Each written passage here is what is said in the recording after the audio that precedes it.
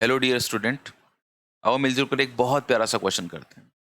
Question क्या कह रहा है? Particle of mass m is projected with speed root R G upon 4। इतनी स्पीड से एक पार्टिकल को हमने प्रोजेक्ट किया है from top of a smooth hemisphere as shown in the figure. देखो, जैसा कि इस डायग्राम में दिखा रखा है, इसके टॉप से हमने एक ऑब्जेक्ट को ऐसे स्पीड दी रूट आर जी अपॉन 4 और उसको ऐसे प्रोजेक्ट कर दिया। If the particle start slipping from the highest point, particle यहाँ से स्लिप करना शुरू करता है, then the horizontal distance between the point where it leaves contact with the sphere and the point at which the particle was placed is। देखो यार, जैसे जैसे ये पार्टिकल नीचे आएगा ना, तो पहले तो उसके साथ साथ में आएगा और कोई एक पॉइंट ऐसा आएगा जहां पे ये कांटेक्ट लीव कर देगा। ओके, अब जहां पे कोई कांटेक्ट लीव करता है तो हमें पता है कि यार वहां पे नॉर्मल रिएक्शन कितना हो जाता है, जीरो। कांटेक्ट फोर्स हम जीरो कर देते हैं क्योंकि कांटेक्ट लूज हो गया। अब इसके बाद में ये पार्टिकल ऐसे गिरेगा। ओके, लेकिन यहां तक ये इसके कांटेक्ट में था, तो जब ये से अलग हुआ है तो जो पॉइंट ऑफ कांटेक्ट है और जहां से मैंने इसको छोड़ा था इन दोनों के बीच में हॉरिजॉन्टल डिस्टेंस बतानी है। मतलब आपको ये वाली डिस्टेंस बतानी है, दिस वन। तो गाइज, इस क्वेश्चन को सॉल्व करने के लिए हमें क्या करना पड़ेगा? सबसे पहले देखना पड़ेगा कि जब ये यहाँ से यहाँ तक पहुंचा है, ओके, जब तक ये इसके कांटेक्ट में था, तो मुझे देखना पड़ेगा कि यहाँ से यहाँ तक आते समय इसकी वेलोसिटी क्या थी। यहाँ तक इसका मोशन सर्कुलर मोशन था। ओके, मुझे नॉर्मल रिएक्शन की इक्वेशन को जीरो करना होगा एंड ये डिस्टेंस निकालनी होगी। तो आई एम रेडी, आप भी बिल्कुल तैयार हो जाइए। तो शुरुआत करते हैं कि यहाँ से कि जो अपना ब्लॉग है वो यहाँ से फिसलना शुरू हुआ और वो यहाँ पर पहुँचा। लेट अज्यूम ये वो पॉइंट है जहाँ पे इसने कांटेक्ट लीव किया, यहाँ पे कांटेक्ट लीव किया। तो यहाँ से यहाँ तक जब ये पहुँचा होगा तो जो भी इसकी स्पीड थी स्टार्टिंग में, वी इनिशियल, वो कुछ होगी एंड फाइनली यहाँ पे स्पीड वी हो गई। यहाँ पे अगर मैं इस पे लगने वाले फोर्सेस को शो करूँ तो देखो, एक फोर्स तो इस पे mg लग रहा है जो नीचे की तरफ लग रहा है, और लेट अस अज्यूम ये वाला एंगल थीटा है तो ये वाला एंगल भी कितना हो जाएगा, थीटा हो जाएगा। और mg का एक कंपोनेंट मुझे इस तरफ मिल जाएगा जो कितना होगा, mg cos थीटा। जो कांटेक्ट फोर्स है नॉर्मल रिएक्शन वो इस तरफ लगेगा, और ये क्योंकि यहाँ से यहाँ तक मोशन कैसा हो रहा है, सर्कुलर है। ओके, ये जो आर्क बन रहा है ये यहाँ से यहाँ तक ये सर्कुलर आर्क बन रहा है। और जब मोशन सर्कुलर होता है तो हम लोग जानते हैं कि यार सेंट्रीपिटल फोर्स लगता है सेंटर की तरफ। तो मैं ऐसा कर रहा हूँ कि सेंटर की तरफ लगने वाला centripetal force mg cos theta minus n, ये नेट फोर्स है, इसको मैं mv स्क्वायर अपॉन r के बराबर कर रहा हूँ। Condition of leaving contact, contact की लीव होने की कंडीशन ये है कि नॉर्मल रिएक्शन कितना होना चाहिए, जीरो होना चाहिए। So mg cos theta is equals to mv square upon r हो गया, मास से मास कट गया and g cos theta is equals to v square upon r हो गया। अब देखो यार, हमारे पास क्या क्या चीज़ें नहीं है। हमारे पास एक तो v नहीं है कि यहाँ पर जाके ये वेलोसिटी कितनी होगी, हमारे पास ये cos थीटा भी नहीं है। cos थीटा कहाँ से मिलेगा मुझे? मान लीजिए मैं यहाँ पे एक परपेंडिकुलर ड्रॉ कर देता हूँ ऐसे, तो ये परपेंडिकुलर ड्रॉ करने से क्या होगा, अपने आप यहाँ पे एक ट्राइंगल बन जाएगा, ये है ना, ये राइट एंगल ट्राइंगल बन गया। राइट एंगल ट्राइंगल आपको पता है हमारा सबसे फेवरेट ट्राइंगल होता है, तो हमारी बड़ी बड़ी समस्याओं का समाधान कर देता है। इस ट्राइंगल में अगर आप देखेंगे तो यार आपको पता चलेगा कि ये जो है रेडियस इसकी r है, और माना जब ये नीचे से कांटेक्ट इसने लीव किया तो ये जो डिस्टेंस है h डिस्टेंस पे किया, तो ये पूरा r है, तो ये वाला डिस्टेंस कितना हो जाएगा इसका, r माइनस एच। अब इसको r को हटा देता हूँ क्योंकि r तो ये पूरा r है। Okay, this is r minus H.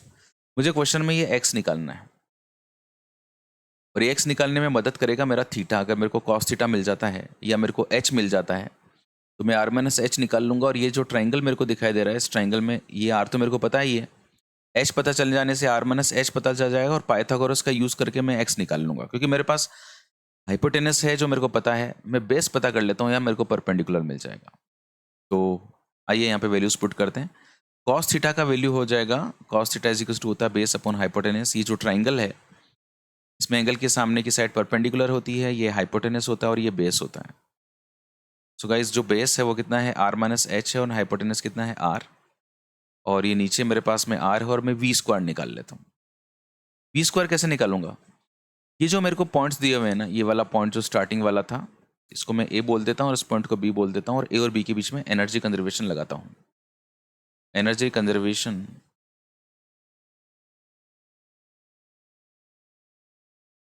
Between A and B. A पे जो एनर्जी है बराबर बी पर एनर्जी। सो गाइज ए पे जो एनर्जी है वो लिखूंगा मैं kinetic energy plus potential energy, and B पे लिखूंगा kinetic energy plus potential energy. A पे देखो काइनेटिक एनर्जी कितनी होगी, हाफ एम इंटू वेलोसिटी का स्क्वायर। क्वेश्चन में वेलोसिटी कितनी दे रखी है मेरे को, root R G upon 4, root R G upon 4 plus potential energy.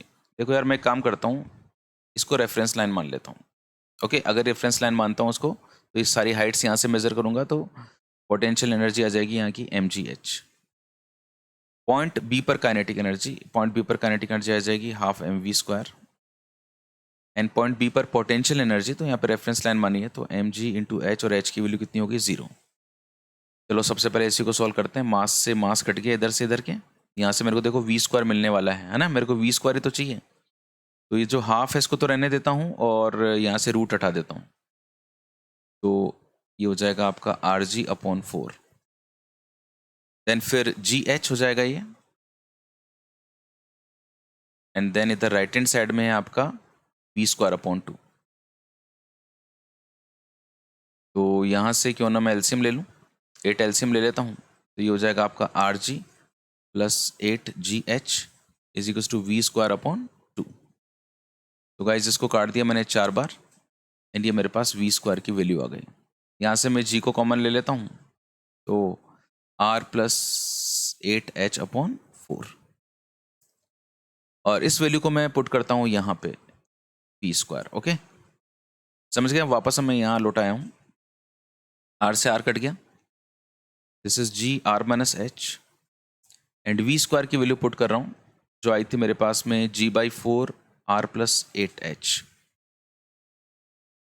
g/4 r plus 8h। Okay, आप एक एक स्टेप आप भी समझते जाइएगा कैसे कैसे मैं इनका यूज़ कर रहा हूँ।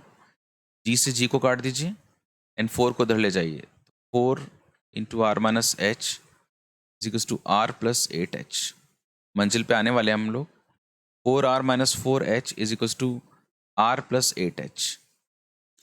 अब देखो जो 4h है और जो 8h है ना, 8h के पास में यार इस 4h को ले आओ तो ये 12h हो जाएगा, 8h प्लस 4h। और इधर जो है ना 4r है, इसके पास में इस r को ले आओ तो कितना हो जाएगा 3r। 3r is equals to हो गया 12h, and h is equals to हो गया 3r अपॉन 12। ओ बल्ले बल्ले, ओ शावा शावा, मेरे को यार ये h मिल गया, h आ गया मेरे पास। बस अब तो कहानी में अंतिम पड़ाव है।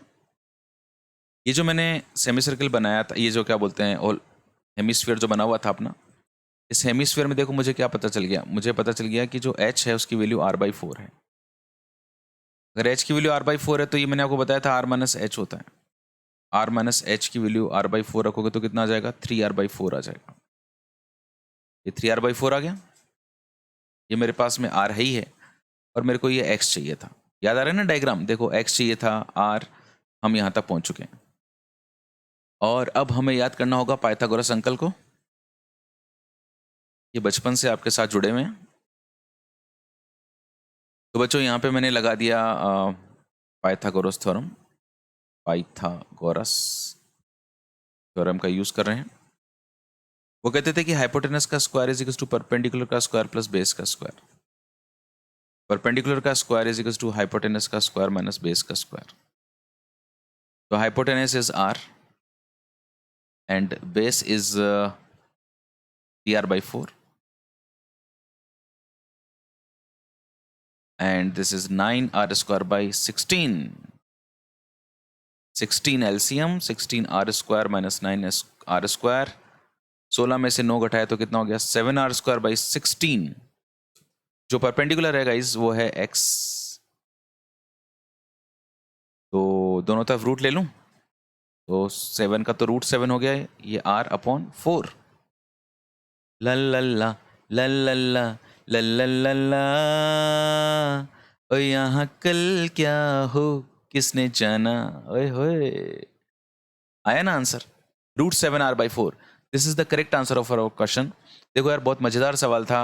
नॉर्मल रिएक्शन को जीरो करना था, एनर्जी कंजर्वेशन लगाना था, सेंट्रीपिटल फोर्स की इक्वेशन लगानी थी, पाइथागोरस लगाना था, एंड फाइनली आंसर लाना था। आपको आपके क्वेश्चन का आंसर मिला होगा। जुड़े रहिए ऐसी प्यारी प्यारी फिजिक्स के लिए एपीजी की दुनिया पर।